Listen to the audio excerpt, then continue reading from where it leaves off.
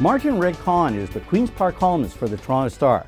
He focuses on public affairs issues at the legislature, but has chosen to share an intensely personal story involving his mother's survival during the Holocaust. Martin, what inspired you to share such an intensely personal experience? This is a story that I grew up with as a child. My mother describing the Holocaust to me, letting me know from a young age about the importance of it, what our family went through and what humanity is capable of, the best and the worst. And this summer, an invitation arrived to visit the site of a memorial to a mass grave, a mass extermination site in Ukraine, near Lvov, or Lviv, in what used to be Poland, where my mother was born, before the borders were changed post-war. This is something that we had tried to do, my mother and I, about 25 years ago. And we had, in fact, gone to Eastern Europe to try to retrace her steps, her escape from occupation, Nazi occupation. She had not been able to go to her actual hometown. Her way was blocked by the then Soviet-controlled Ukraine. And this time it was a chance for me to really complete that journey.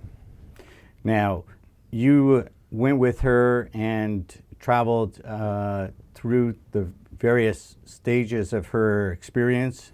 What was that like?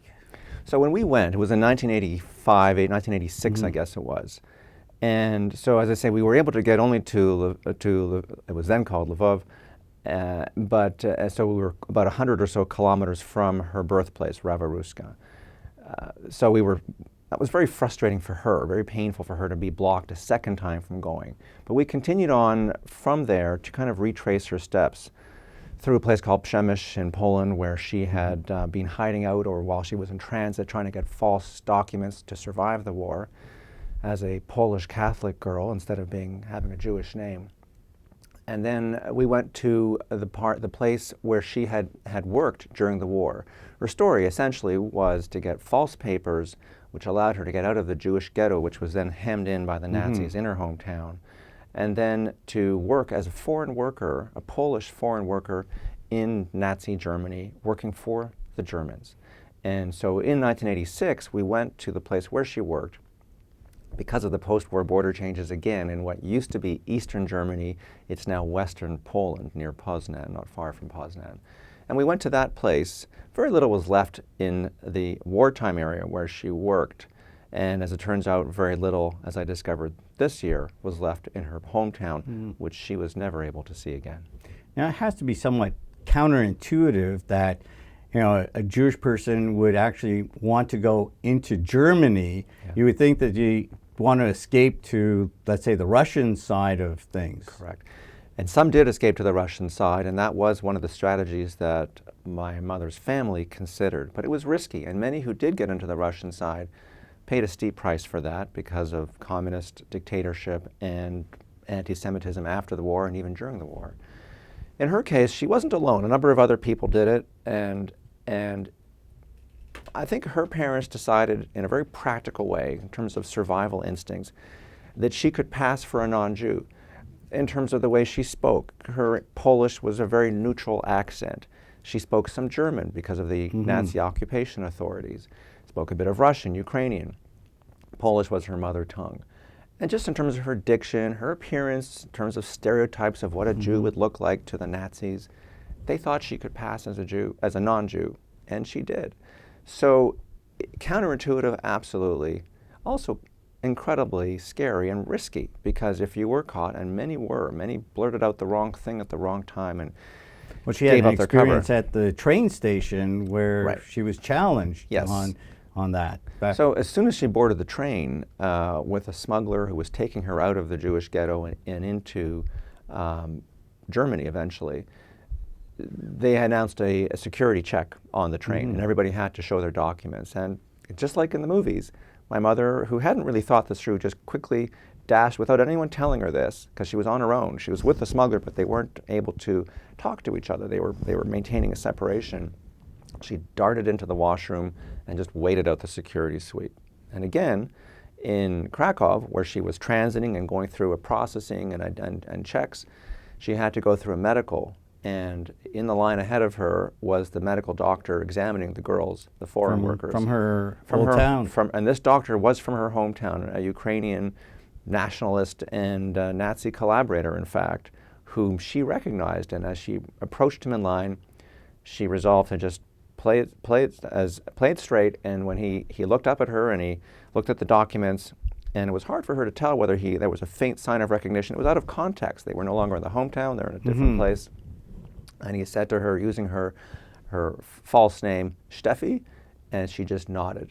Didn't say anything, didn't engage, didn't blurt out any words, didn't talk despite her nervousness and fear. And he just looked down again and carried on. And so she dodged that one very close call, because remember, Krakow is very close to Auschwitz, which was then the Nazi death camp, and many others who had caught would end up there. Now, her parents and her siblings didn't survive the war. That's right. Her parents, after sending her out the door, as it were, and planning this rescue plan for her, the survival plan for her, died shortly thereafter. She got one more letter from her mother and father, which was relayed to her by this smuggler while she was in Nazi Germany, and she kept that letter for the rest of her life in a safety deposit box. Her other family members, her aunts, their children and cousins died as well shortly thereafter in these Actions, which is the German term for these roundups, where they would round up the Jews, shoot some who resisted, any who acquiesced would be sent off to death camps, Belzec being one of them, not far from Rabaruska.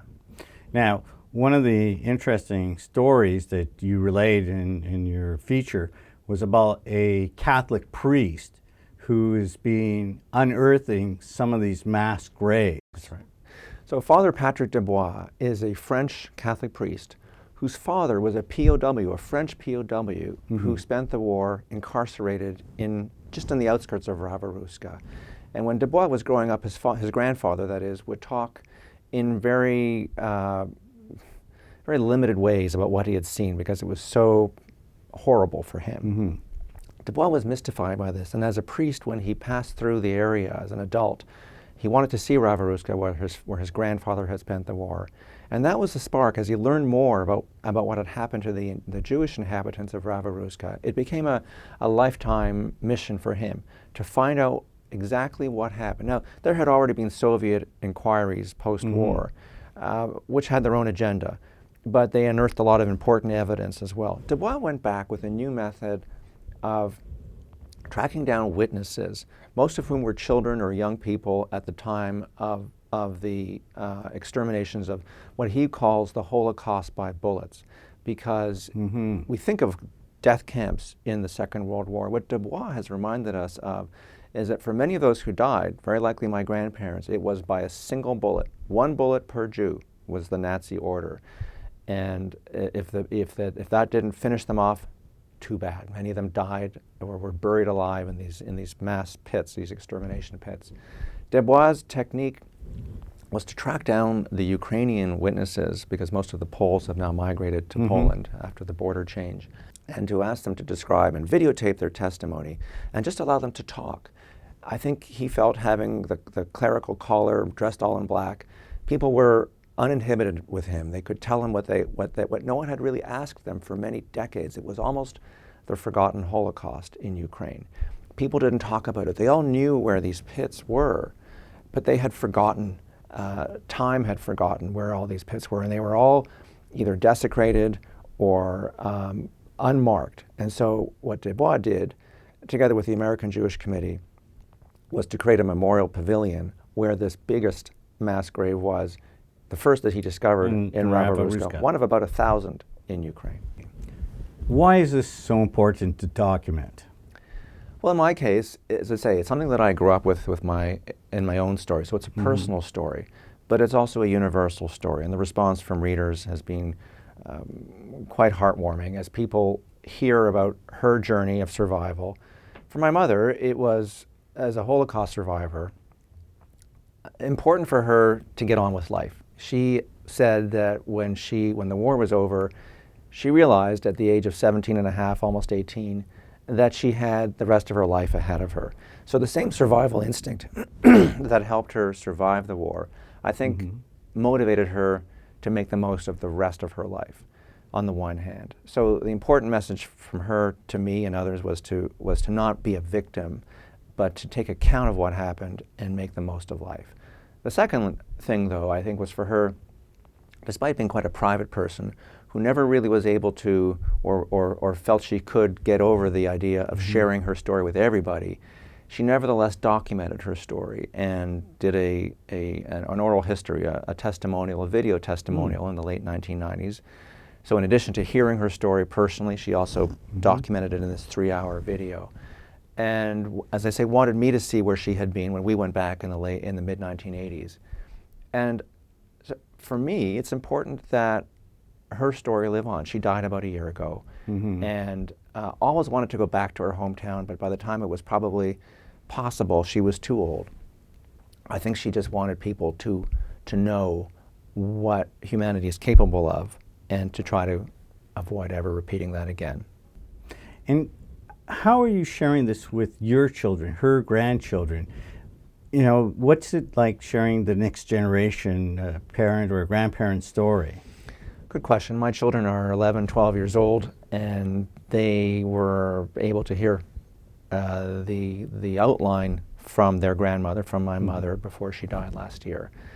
And they hear it from me. My job as a journalist is to be a storyteller. And these are not made up stories. These are stories that they're able to see and document and hear living history from my mother, and now the oral history that she left with us. They've read the story that's in the Star. They've seen it on the iPad, which has this enormous power of imagery that describes it, and online. And for 12-year-olds, which is, I was learning it myself when I was younger than that as well. It's something that you just absorb. It's part of their heritage. Martin, thank you so much for joining us. I was joined by Martin Regg Cohn from the Toronto Star. His story is available on the Toronto Star website at torontostar.com. The link below will take you to it. Up next, Steve Paikin on the remarkable story of courage and determination.